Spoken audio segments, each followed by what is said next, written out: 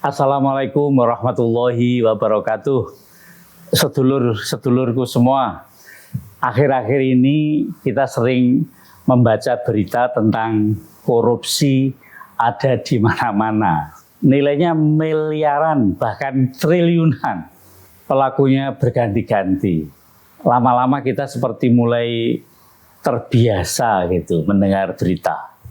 Seolah-olah korupsi itu memang sudah menjadi bagian dari kehidupan kita. Sedih kita. Bahkan akhir-akhir ini ada satu berita yang membuat banyak orang benar-benar terdiam. Yaitu ada dugaan korupsi anggaran pakan satwa di suatu kebun binatang. Bukan hanya soal uang negara. Yang membuat hati ini lalu terguncang adalah karena yang menjadi korban itu adalah binatang yang tidak mampu berbicara atau membela dirinya. Teganya ya. Disitulah kita sadar korupsi ternyata bukan sekedar angka di laporan keuangan. Tetapi korupsi adalah karena hilangnya rasa kemanusiaan. Kalau anggaran negara dikorupsi, rakyat akan menderita. Misal kalau anggaran pendidikan dikorupsi, maka masa depan anak-anak kita akan rusak. Kalau anggaran kesehatan dikorupsi, ya orang sakit akan kehilangan harapan untuk sembuh. Bahkan kalau anggaran untuk memberi makan binatang saja masih tega diselewengkan, kita patut bertanya, masih adakah batas nurani yang dijaga? Sedulur, korupsi sesungguhnya bukan hanya persoalan mencuri uang negara. Yang jauh lebih berbahaya adalah praktek korupsi itu telah muncul dalam diri kita dan mencuri kepercayaan. Sekali masyarakat kehilangan percaya kepada pemimpin, kepada lembaga negara, kepada hukum, maka bangsa ini kehilangan modal sosial yang paling berharga. Karena itu perang melawan korupsi tidak cukup hanya dilakukan oleh KPK atau polisi, kejaksaan atau pengadilan. Mari jadikan ini gerakan nasional melawan korupsi. Karena itu marilah kita lakukan bersama. Pertama, perangi dan melawan korupsi dimulai dari rumah kita masing-masing. Orang tua harus mengajarkan anak-anak untuk jujur meskipun nilainya kecil ya.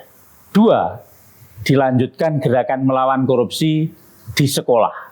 Guru bukan hanya mengajar matematika atau bahasa atau juga mata pelajaran yang lain, tapi hendaknya menanamkan karakter.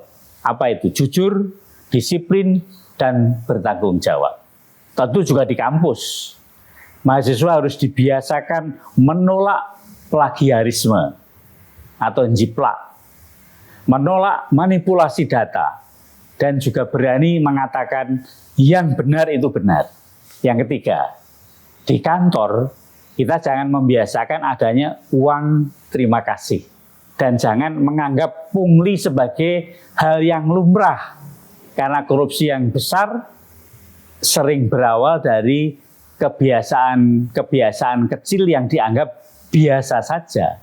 Sedulur, perang melawan korupsi bukan hanya soal menghukum pelakunya. Jauh lebih penting lagi adalah membangun budaya yang bisa membuat orang malu berbuat curang. Bangsa yang maju bukan bangsa yang penjaranya penuh, tetapi bangsa yang warganya memiliki integritas. Kita juga harus berani mengingatkan. Jangan memilih pemimpin hanya karena popularitas atau uang. Pilihlah pemimpin dari orang-orang yang rekam jejaknya bersih. Ingat ya, misalnya dalam pilkada atau pemilu, setiap suara yang kita berikan akan ikut menentukan wajah masa depan bangsa kita. Komisi Pemberantasan Korupsi atau KPK harus terus mendorong kampanye budaya integritas dan nilai-nilai anti korupsi. Sementara itu, semua lembaga negara juga harus menekankan bahwa kejujuran, tanggung jawab, keberanian, dan kepedulian adalah benteng utama pencegahan korupsi. sedulur semua, lalu apa yang bisa kita lakukan mulai dari diri kita sendiri? Pertama, tidak mengambil yang bukan hak kita. Kedua, tidak memberi maupun menerima suap. Tiga, tidak diam ketika melihat penyimpangan terjadi. Saya percaya, jika kita bersama-sama melakukan tiga hal tersebut, korupsi akan menjadi musuh bersama yang perlahan bisa kita kalahkan. Mari kita wariskan kepada anak cucu kita warisan yang paling berharga, yaitu Indonesia yang bersih, berintegritas, dan bebas dari korupsi.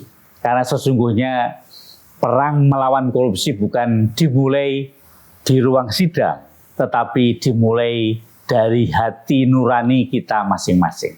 Mari kita nyatakan bersama, lawan korupsi, jaga integritas, dan selamatkan masa depan Indonesia. Saya Rafiq Arsidi, tetap semangat, bermartabat, dan terus bermanfaat.